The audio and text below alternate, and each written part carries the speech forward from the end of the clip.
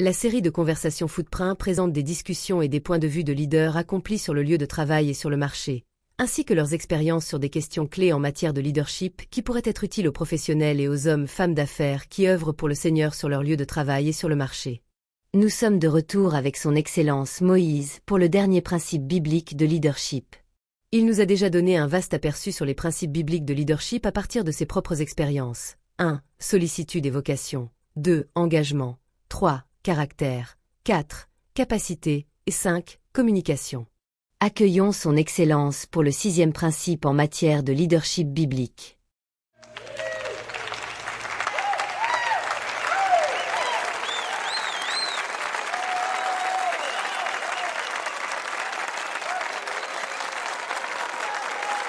J'ai vraiment apprécié ces bons moments de partage avec vous. Le dernier principe en matière de leadership est la résolution des conflits, c'est-à-dire le processus de règlement d'un conflit ou d'une dispute. En tant que croyant dévoué œuvrant pour le Seigneur dans votre environnement professionnel, vous serez fréquemment confronté à des conflits. La première vérité que vous devez intégrer est que la plupart des conflits concernent des éléments qui vont bien au-delà de ce que vous voyez physiquement et des personnes impliquées. Mon objectif est de vous montrer cette dimension cachée, celle qui détermine les résultats du conflit. Il existe plusieurs méthodes de résolution de conflits, notamment la communication ouverte, la négociation, la médiation, l'arbitrage et le litige. Que pensez-vous de l'efficacité de ces méthodes? En tant que juge, j'ai souvent eu recours à la négociation, à la médiation et à l'arbitrage pour régler les différends entre les Israélites. Toutefois, à la lumière de cette expérience et de mon interaction avec Pharaon, il est essentiel de souligner qu'en tant que croyant, il est primordial de se focaliser sur la résolution des litiges, et non pas uniquement d'un point de vue physique, surtout lorsque ces techniques s'avèrent inefficaces. Il est certain qu'aucune de ces techniques n'aurait fonctionné avec le pharaon Ramsès. Pourquoi n'avez-vous pas pu négocier ou plaider avec le pharaon pour les violations des droits de l'homme? Négocier avec Pharaon? Le conflit entre lui et moi allait bien au-delà de nous deux. Ce n'était pas une affaire physique entre la chair et le sang. C'était un affrontement entre le Seigneur et les forteresses égyptiennes. Le Seigneur a même utilisé l'entêtement de Pharaon pour démontrer à ses divinités qu'il est le souverain. Par exemple, quand le Seigneur m'a dit de prendre de la suie du fourneau et de la jeter en l'air devant Pharaon, cela a déclenché des furoncles infectés sur tous les Égyptiens, y compris Pharaon et ses magiciens. Ces derniers étaient tellement honteux avec leurs gros furoncles sur le visage qu'ils ont dû s'enfuir. Les magiciens se sont enfuis? Ils ne pouvaient pas se tenir devant nous avec ces gros furoncles sur le visage. Imaginez, si vous êtes l'un de ces magiciens, ferez-vous encore confiance à vos divinités? Imaginez le pharaon humilié et rentrant tout seul dans son palais lorsque tous ses officiers compétents ont été noyés dans la mer Rouge. Pouvez-vous imaginer ce qui lui passerait par la tête à propos d'Amon ou d'Osiris, ces dieux? Je l'imagine en train de rassembler toutes ces divinités impuissantes et d'y mettre le feu lorsqu'il retournera au palais. Il y avait donc plus en jeu qu'un simple conflit entre vous et le pharaon pour la liberté des Israélites.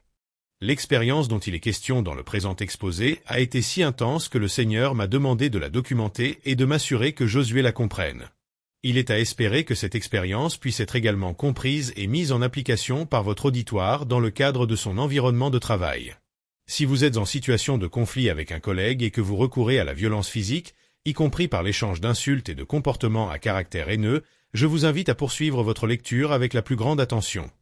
Audience, écoutons bien et appliquons ce que son Excellence va nous dire. Dans le livre d'Exode 17, versets 8 à 15, les Amalécites sont venus nous attaquer à Rephidim, et j'ai dit à Josué de rassembler quelques-uns de nos hommes pour le combat. Avant que le Seigneur ne me fasse comprendre que le conflit n'est pas toujours physique, j'ai tué un homme qui était en conflit avec l'un des Israélites. Cette fois-ci, fort de la connaissance et de l'expérience que le Seigneur m'a donnée, à savoir que nous ne luttons pas contre la chair et le sang, je suis monté sur la montagne avec Aaron et Hur pour le véritable combat qui allait déterminer l'issue du champ de bataille. Chaque fois que j'élevais la main avec la verge du Seigneur pour louer et reconnaître sa puissance, les Israélites étaient les plus forts. Chaque fois que je baissais la main par fatigue, les Amalécites étaient les plus forts. Aaron et Hur m'ont donc trouvé une pierre sur laquelle m'asseoir et ils me soutenaient les mains. C'est ainsi que j'ai remporté la victoire sur les Amalécites. En avez-vous tiré un enseignement spirituel?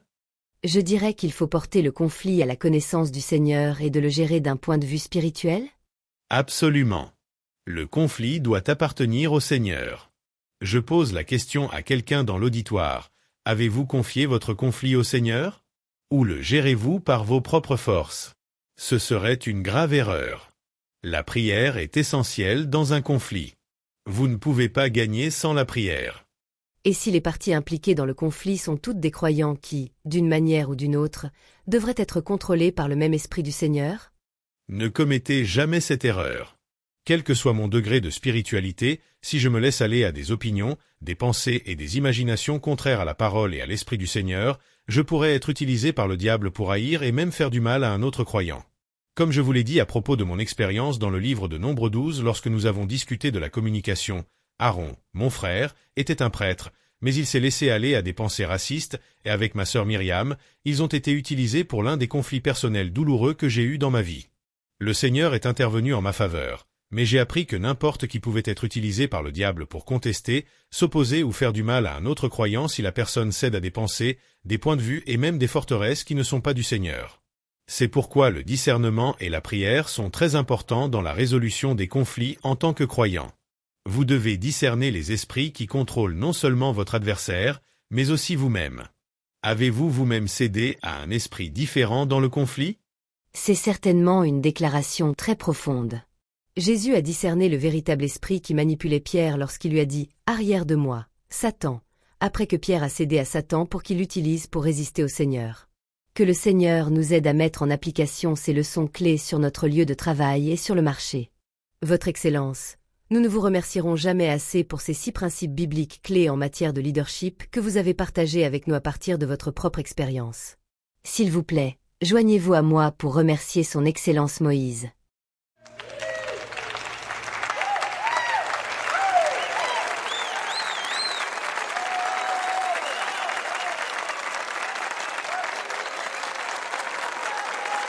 Pour ceux qui nous ont envoyé des messages disant à quel point vous avez été bénis par les discussions dans la vidéo, que Dieu vous bénisse pour cela. Hébreux 4, 2 nous apprend que vous avez été bénis parce que vous avez combiné ce que vous avez entendu avec la foi. Nous vous demandons d'encourager ceux à qui vous partagez les vidéos à faire de même.